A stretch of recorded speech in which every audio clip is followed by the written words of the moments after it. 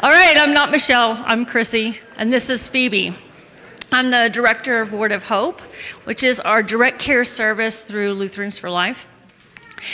And I'd like to start by saying that this has been a ministry that God has blessed me in with the number of people that I have worked with, and I'm sure that my assistants, Janet and Lorelei, would say the same. About 2019, which was a few years after I got here, the contacts that we were getting were around just over 400 a year. So 400-year contacts. When we got to 2020, it had gone up to about 150 a month. And that was a time when people, right in the midst of COVID, people were needing some individual help. And so we started serving people individually, and we had about 7. And just a couple years later, by 23, we had 216 contacts a month, and I was serving 17 individuals, and I was doing it as a kind of a lone goer. So I was blessed to take on 2 assistants, Deaconess Janet Nicole is my phone counselor assistant, and Lorelei Humphrey is my technology assistant. But now, in 2025, we have over 400 contacts a month. So what we were doing in a whole year, we're doing in a month, and serving 23 individuals at a time in a given month, but this year has been over 57. So a greater need out there for people to be served. And I would say part of that's from the recognition that people need to hear the truth, and they're not always hearing the truth wherever else they're receiving help. But since there's only a couple of us and we have limited resources, we needed to find a way to serve more people with less. So we decided to start some groups, some training programs. We have Redeeming Grace, which is going to happen this November 13 to 16. So certainly pastors, tell your congregations, everyone else tell your family and friends. We're looking for 10 women to come to Iowa for a Redeeming Grace post-abortion recovery program. It's about $2,500 a participant, but through generous people such as yourselves, it's only $75 for each woman. And even if they cannot afford that, there's been some gracious people who will help cover that as well. We also have started a training program for suicide awareness, intervention, and postvention that we are working on and collaborating with other organizations like Concordia University Chicago, and hope to roll that out at the beginning of next year. Then we also have our mindfulness classes, not Eastern mindfulness. All these programs, abortion recovery, suicide awareness, and learning to be actively present with the Lord, have all been rewritten to be Christ-centered. I have a background in psychology as well as theology, and so we transform what the world says and we make it Christ-centered and Christ-focused. So if you want to learn more about that, come and ask me later. But we've had about, 27 participants in the mindfulness classes in the last 4 sessions that we've offered. Right now we have 2 classes going with 15 people attending, and we have a waiting list of 9 for January. So it has been phenomenal. Lots of people have benefited from it. The last thing I'd like to say is, if any of these programs have moved you, or you're passionate about abortion recovery, you're passionate about helping people who have been impacted and affected by suicide, or if you are wanting people to be more actively present with the Lord, then go Team Purple, right? Team Purple. Also, on all the tables, there's these little cards here. Each one, we have 52 different ones. Each one is a one-breath prayer. And even if it doesn't address something that you need prayers for right now, you may come across someone who needs this very exact prayer. On the back side, it has the Word of Hope contact information, so you can refer other people to Word of Hope who might benefit from hearing the gospel. Thank you.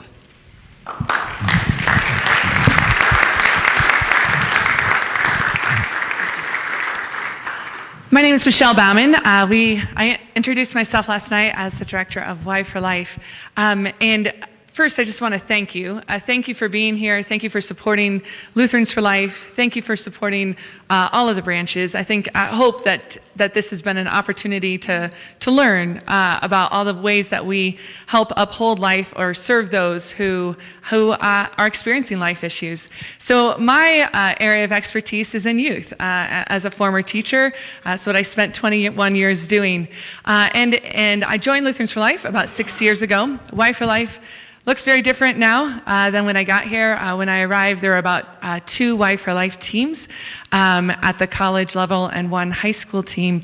We now have more than 25 teams nationwide.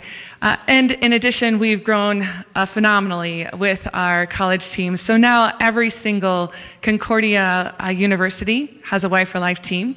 This last year, we also included or gained another Lutheran school, Lutheran Classical College. They're here with us, became a Y for Life team. And for the first time, we had a public university join our ranks. So Purdue University became a Y for Life team I know, yeah. Go yellow and gold. Purdue University joined. They were our very first public university to have a Y for Life team, a gospel-motivated presence on campus.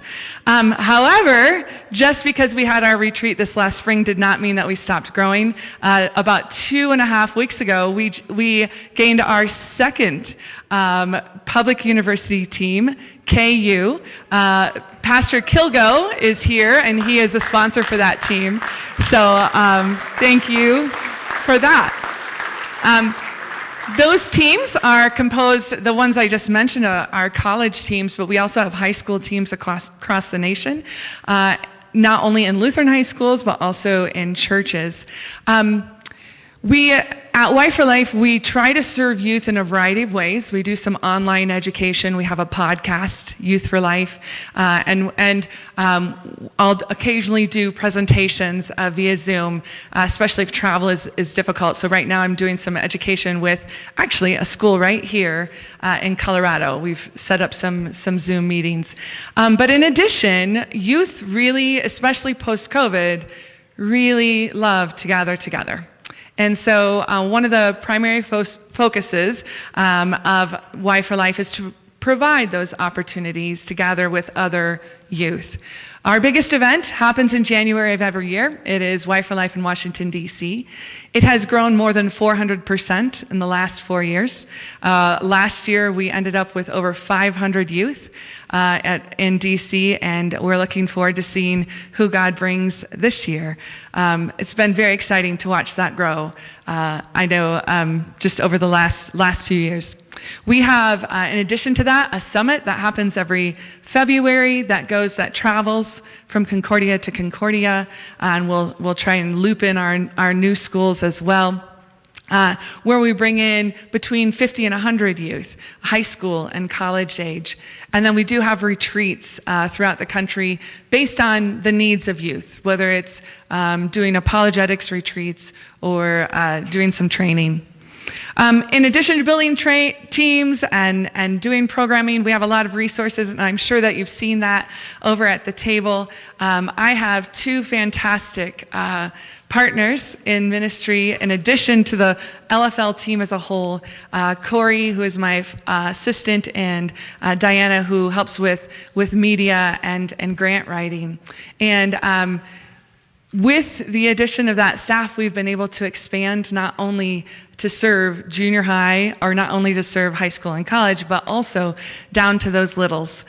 We are truly reaching from fertilization to forever, beginning at those earliest moments with our Little Lutherans materials.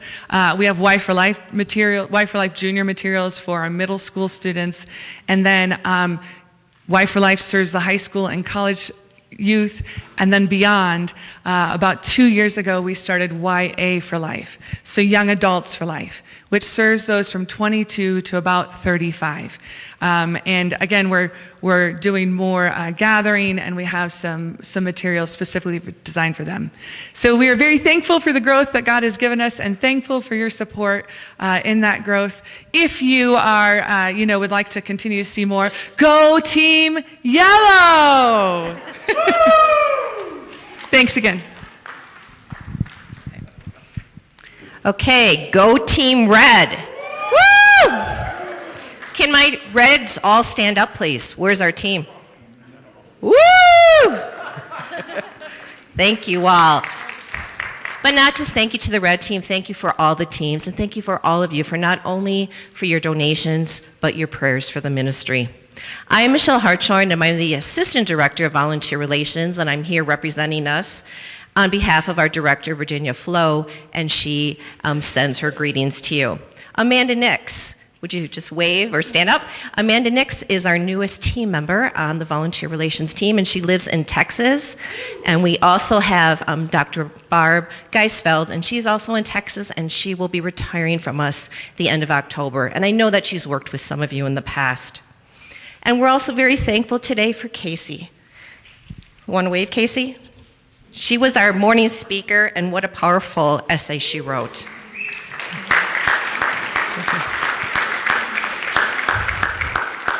So for the Volunteer Relations team, we have now distributed the 2026 National Essays rules to the Council of Federation Presidents. Each state then will adjust their rules to meet their state guidelines. The contest has 2 categories in grades 6 through 8 and 9 through 12. The 2026 theme is that they may have life, based on John 10:10. The thief comes only to steal and kill and destroy. I came that they may have life and have it abundantly. So you can check out the LFL website for information on the essay contest. Our State Federation Onboarding and Best Practices Handbook, we've been working on that through the federations.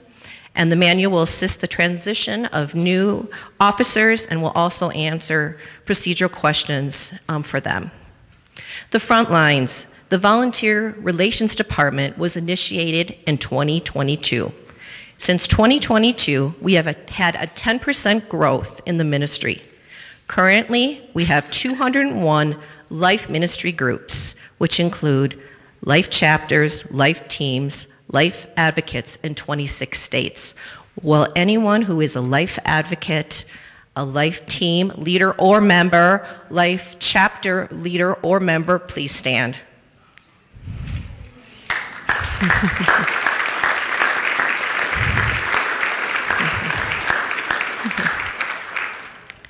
Thank you all for that. And also our state federations. Can they stand? Anyone who's here as our state federation presidents or on the state federation as a volunteer.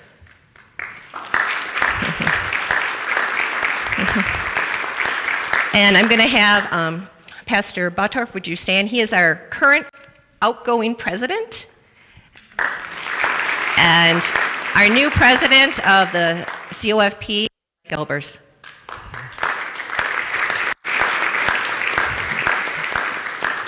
If you want to learn more about how you can be involved in the life ministry arena on the front lines, you can stop over at the LFL table and talk to Amanda, myself, or Jerry's over there as well. And we've also launched, which you heard last night, is our Congregational House of Refuge. We'll be doing our presentation again today about that, and we're just so excited to have that new program. And thank you all.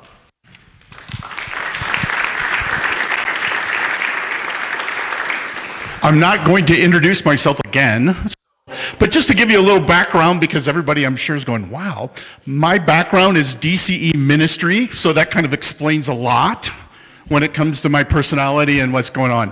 A couple of things just real quick. I'm sure everybody was taking lots of notes about what's going on in the ministries of Lutherans for Life. I just want to make sure that everybody knows the value that you provide to the people in your communities about Lutherans for Life. You are our voice. And so having the opportunity to come here to learn, to share that information is very important. And we value and thank you for all of that. And with that in mind, I want to talk about an initiative that I have created or development has created that we want to provide to you. We have created congregational kits for the purpose of trying to make sure that our Lutherans for Life becomes something that people are aware of within the congregations, your congregations.